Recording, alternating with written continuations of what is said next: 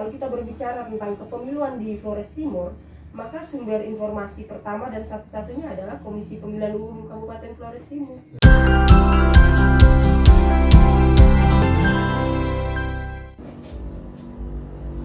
Salam jumpa kembali di podcast Tutup Koda KPU Kabupaten Flores Timur.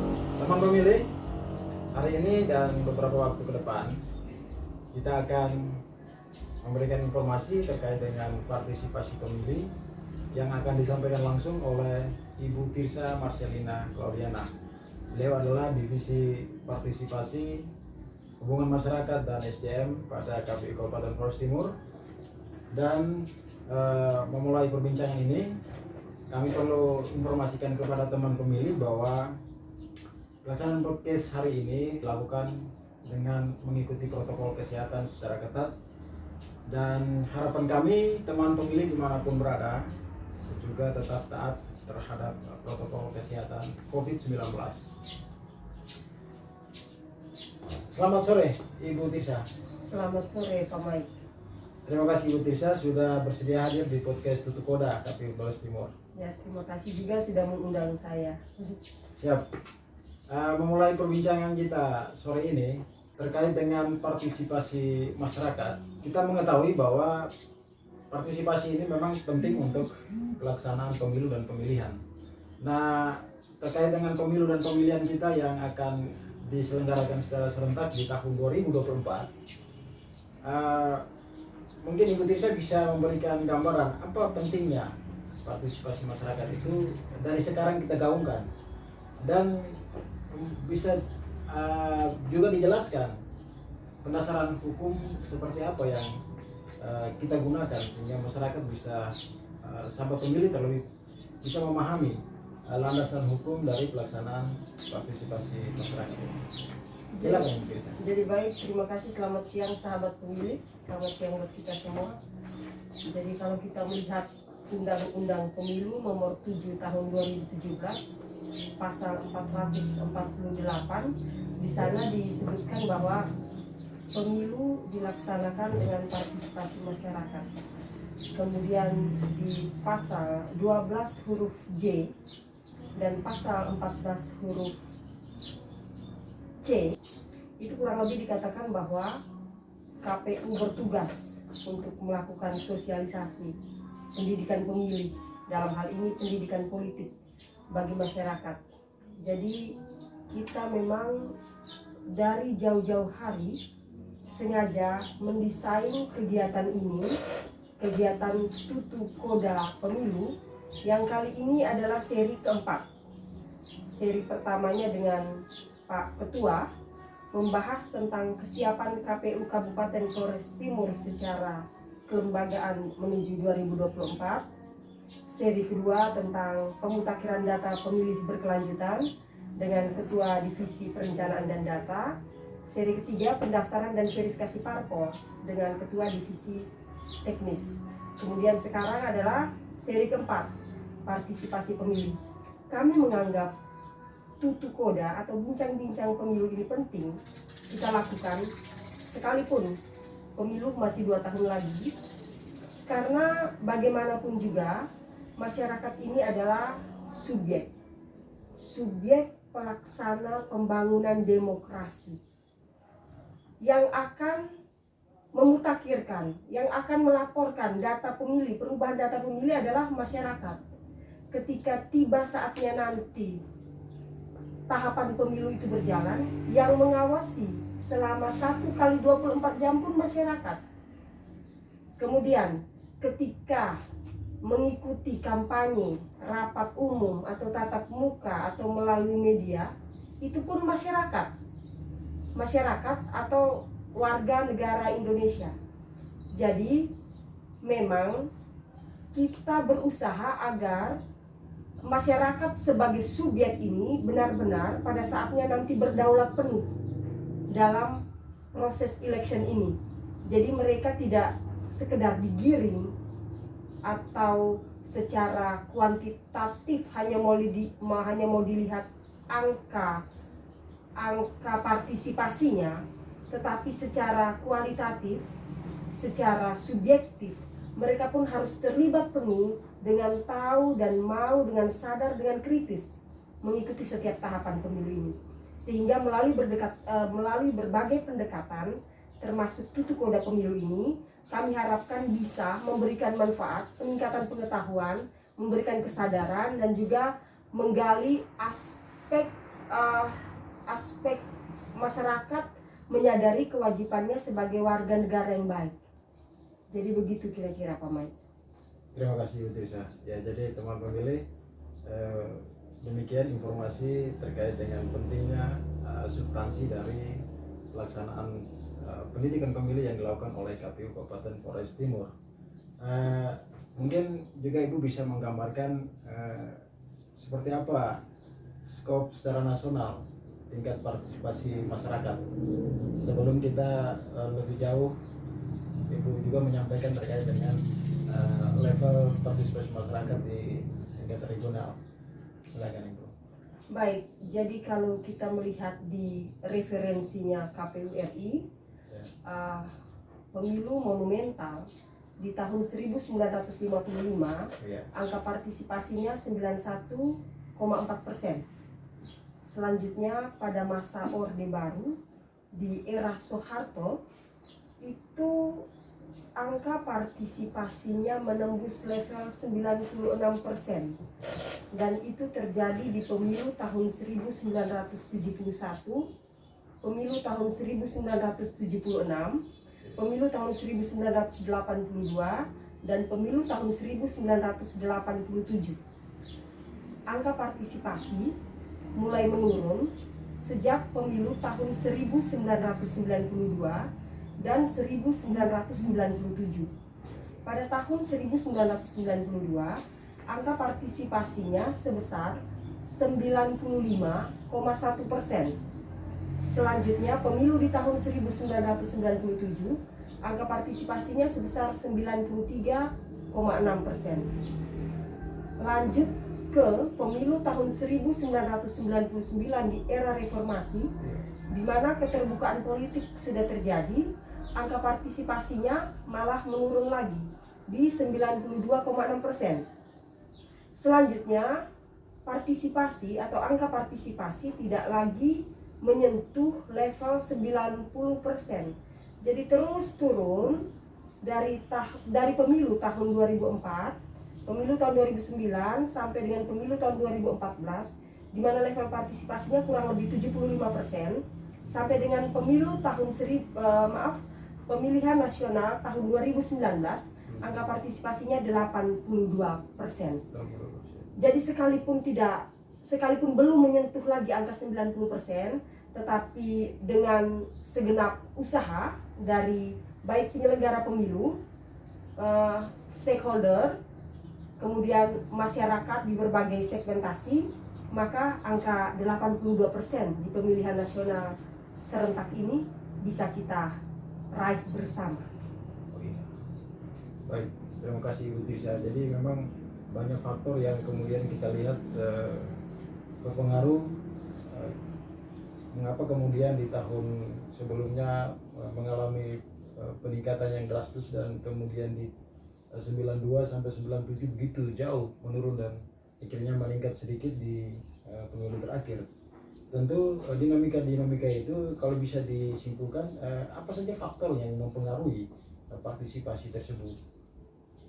Baik, jadi kalau kita baca di berbagai referensi, kemudian kita menonton, mengulas, kemudian dalam diskusi-diskusi terbatas atau diskusi-diskusi luas, kita dapati ada beberapa hal yang mempengaruhi tingkat partisipasi. Yang pertama itu faktor undang-undang atau faktor regulasi. Jadi saya jelaskan sedikit. Di Undang-Undang Nomor 7 Tahun 2017 tentang Pemilihan Umum, di sana dijelaskan bahwa pemilih adalah warga negara Indonesia (WNI) yang sudah berusia 17 tahun atau lebih, yang sudah pernah kawin, yang sudah kawin atau sudah pernah kawin. Di sana disebutkan demikian. Tetapi ada faktor regulasi yang kemudian mengatur bahwa orang yang ikut memilih adalah mereka yang sudah mengantongi EKTP. Iya. Kita tahu bahwa proses perekaman EKTP itu belum 100% menjangkau seluruh lapisan atau elemen masyarakat. Sehingga hal ini pun menjadi kendala untuk orang dalam menggunakan hak pilihnya. Orang mau pilih, secara umur sudah oke, sudah pas, sudah lebih dari 17 tahun. Tetapi secara administrasi kependudukan mereka belum mengurus KTP. Ini pun menjadi hambatan. Itu yang pertama. Kemudian yang kedua, faktor politis. Apabila pasangan calon yang berkontestasi misalnya hanya 2 paslon, itu akan pasti ramai sekali di media. Apalagi sekarang media sosialnya sangat terbuka. Itu pasti akan ramai sekali di media. Kita tahu mama-mama di kampung juga mereka semua rata-rata pegang HP. HP ini bukan barang langka lagi. Mama-mama di kampung sudah pegang HP, sehingga pada saat tahapan pemilu, ketika 2 pasangan calon berkontestasi dan itu ramai diperbincangkan di media, maka hal ini pun mendorong orang, mengingatkan orang untuk nanti menggunakan hak suaranya di TPS pada hari H nanti. Itu yang kedua. Kemudian yang ketiga, faktor penyelenggara pemilu. KPU yang bersikap independen, imparsial, profesional, berkepastian hukum. Ini membuat orang menaruh harapan, membuat orang percaya untuk kemudian mereka terdorong untuk mengambil bagian dalam setiap tahapan pemilu sampai pada hari H, hari pemungutan suara. Jadi KPU yang profesional ini juga mendorong orang untuk berpartisipasi dalam pemilu. Selanjutnya ada faktor informasi juga ya. Informasi yang kita sebagai penyelenggara pemilu berikan secara terus-menerus, secara komprehensif ke masyarakat, secara langsung maupun lewat media. Itu pun turut mendorong orang, menggugah orang untuk menjadi warga negara Indonesia yang baik, menggunakan hak suaranya. Selanjutnya faktor administrasi. Kita tahu bahwa KPU Kabupaten Flores Timur setiap bulan melakukan pemutakhiran data pemilih berkelanjutan. Tentunya ini atas perintah hierarki. Setiap bulan kita intens melakukan kerjasama dengan Dinas Kependudukan Catatan Sipil untuk membersihkan data pemilih. Nah, artinya dari sisi administratif kita pun sangat getol untuk meyakinkan warga masyarakat yang sudah mempunyai hak pilih, itu kita pastikan bahwa mereka terdaftar. Yang berstatus tidak memenuhi syarat, kita pastikan itu dicoret, sehingga tidak ada kekacauan dalam data pemilih pada saat tahapan pemilu. Kira-kira demikian. Jadi faktor-faktor itu, baik dari faktor regulasi, baik dari faktor teknis penyelenggaraan maupun dari faktor administrasi, kita memang giat untuk memastikan bahwa dari setiap aspek itu nantinya pemilu akan dilakukan secara berintegritas. Kira-kira begitu, Bang. Ya, demikian teman pemilih ya.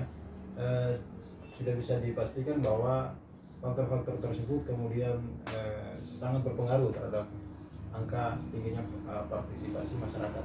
Tadi juga di dalam penjelasan Ibu terkait dengan faktor-faktor ini ada faktor profesionalisme dari penyelenggara pemilu.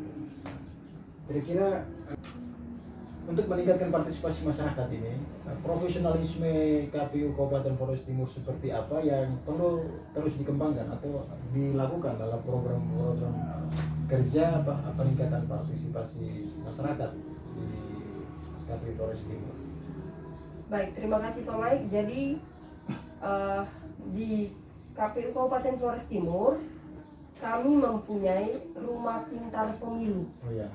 Jadi di lantai 2 kantor kita itu ada informasi-informasi tentang kepemiluan dan demokrasi yang kami tempelkan sepanjang dinding kantor yang kami namakan dengan dinding informasi. Nah, dinding informasi yang ada di kantor ini adalah rumah pintar pemilu. Yang pertama, kemudian secara digital KPU RI pun meluncurkan rumah pintar pemilu digital yang bisa kita download secara digital lewat handphone kita masing-masing. Kemudian yang ketiga, secara daring, secara virtual, kita sudah membangun kerjasama dengan masyarakat kampus. Dalam hal ini kampus IKTL dan kampus Renya Rosari Waibangun. Kita telah melakukan 1 kali pertemuan tatap muka dan 1 kali pertemuan daring. Selanjutnya kita sudah membentuk Badan Koordinasi Kehumasan, di mana KPU Kabupaten Flores Timur beserta beberapa stakeholder yang ada di kabupaten ini, misalnya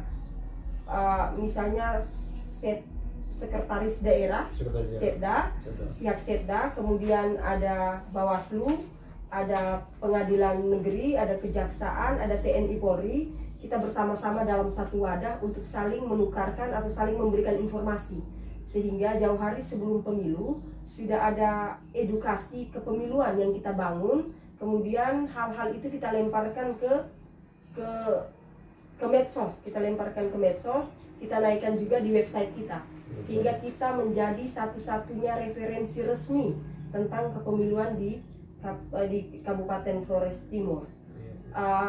Selanjutnya, untuk meningkatkan skill internal staf kita, kita mengundang teman media atau teman praktisi media untuk memberikan kami keterampilan dalam menulis berita, keterampilan dalam bagaimana menyajikan sebuah peristiwa ke dalam berita, baik itu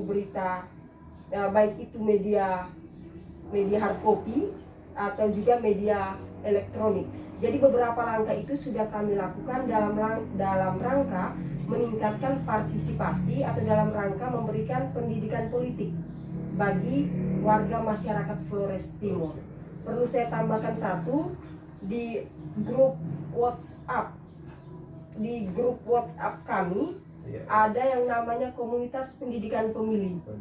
Di sana secara intens, secara rutin kita naikkan materi-materi tentang kepemiluan. Itu setiap seminggu sekali, 2 minggu sekali pasti kami naikkan materi-materi tentang kepemiluan itu. Dan yang bergabung di dalamnya adalah masyarakat umum, mahasiswa, orang muda, dan lain-lain, yang dari waktu ke waktu kita usahakan agar angka member di dalam komunitas itu bertambah. Tetapi ini memang PR, kerja keras kita bersama untuk menarik perhatian masyarakat kita untuk terus peduli dengan isu-isu atau soal-soal kepemiluan. Itu yang kesekian. Selanjutnya di Facebook kami juga punya komunitas pendidikan pemilih atau komunitas belajar pemilu seperti itu. Jadi dengan berbagai cara kami gunakan, termasuk saya lupa tadi menyebutkan ada juga TikTok.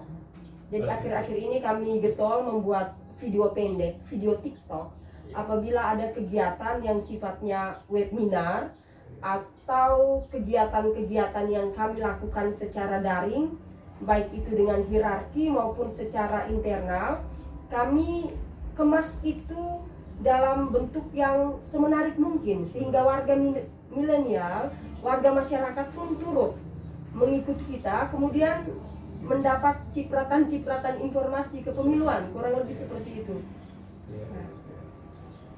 Ya baik Ibu Trisha, berarti teman pemilih sudah bisa ketahui bahwa segmen-segmen pendidikan pemilih yang menjadi terobosan dari KPU Flores Timur untuk memberikan informasi terkait dengan informasi pemilu dan demokrasi, itu harapannya semoga bisa menjadi pemicu meningkatnya partisipasi masyarakat dalam setiap tahapan, tidak saja dalam pelaksanaan pemungutan suara, tetapi di dalam setiap tahapan pemilu, teman pemilu bisa berpartisipasi aktif mengikuti perkembangan Tentu saja dengan sejumlah terobosan yang telah dilakukan tadi, Ibu bisa.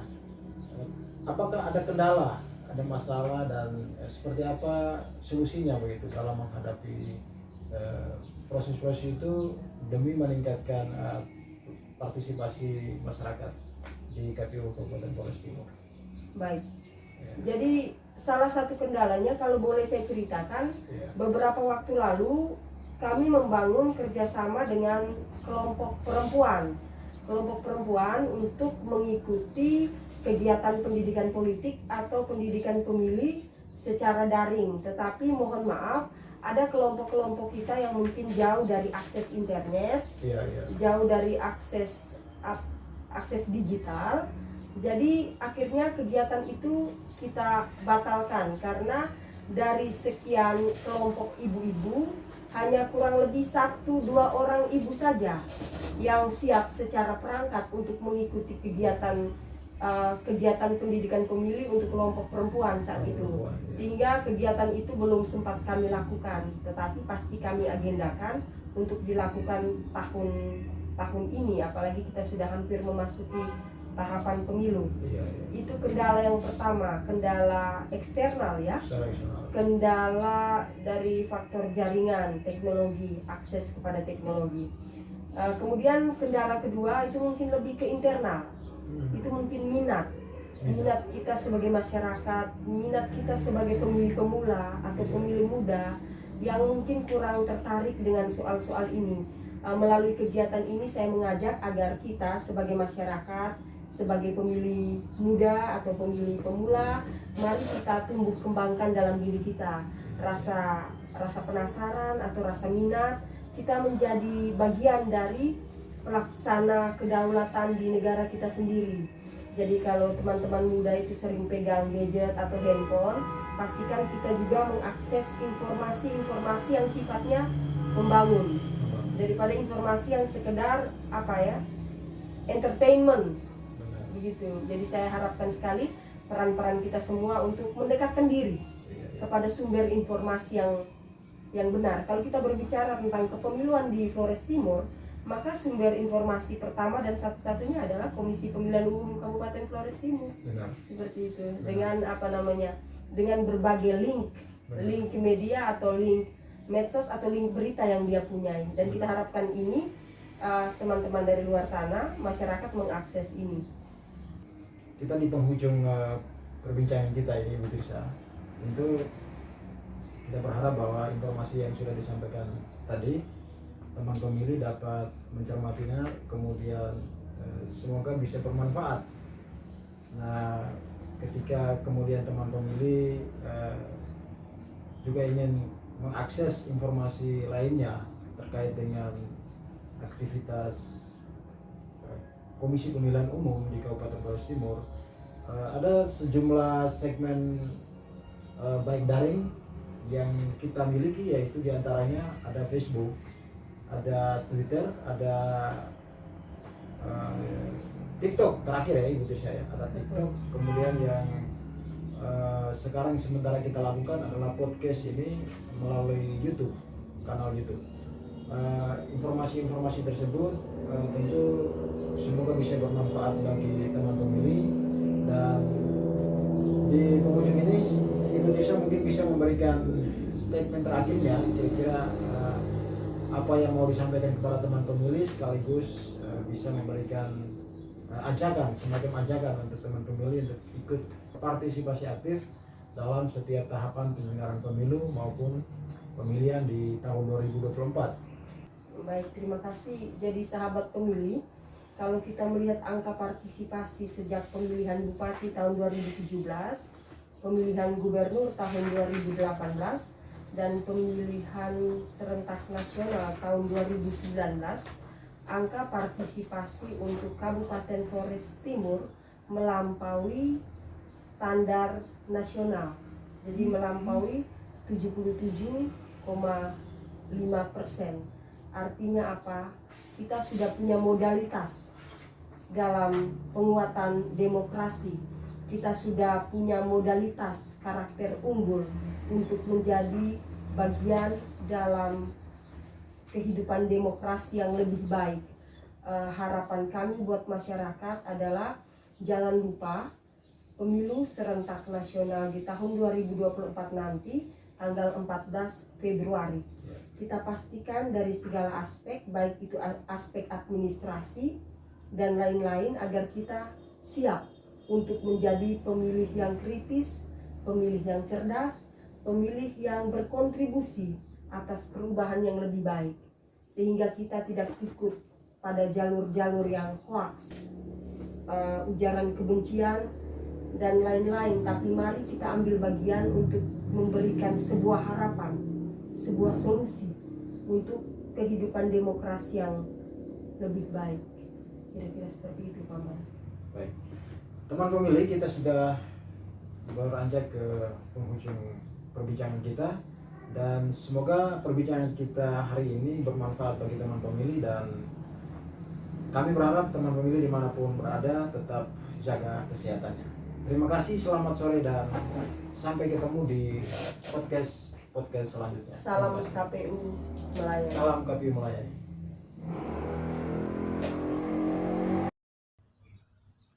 Baik, terima kasih Ibu Tirsa. Jadi memang banyak faktor yang kemudian